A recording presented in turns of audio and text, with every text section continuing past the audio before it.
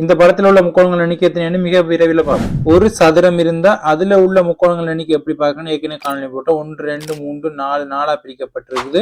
அந்த 4 2 பிரிக்க விட்டோம்னா 8 முக்கோணம் இருக்குது இந்த ஒரு சதுரத்துக்கு. அடுத்தது இன்னொரு சதுரம் என்றபடியா இதே மாதிரி படம் என்றபடியா இதுலயும் 8 இருக்கும். 2 சதுரமும் 2 செவ்வகமும் சேரும் போது இந்த மாதிரி படத்துக்கு எக்ஸ்ட்ராவா 2 முக்கோணம் இதால வரும்.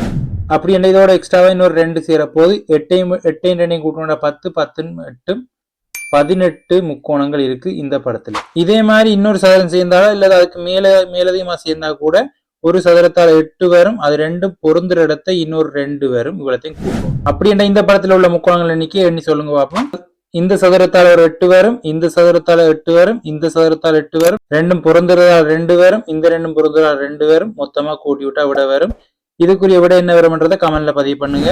ஃபுல் வீடியோ வேணும்னா கீழே கிளிக் பண்ணி பார்த்துக்கொள்ளுங்க. இதே மாதிரி வினாக்களை பார்க்க ஜிஆர் மேல்ஸை இப்போ சப்ஸ்கிரைப் பண்ணுங்க. நாளைக்கு பவர்ஃபுல் வீடியோ வரும்.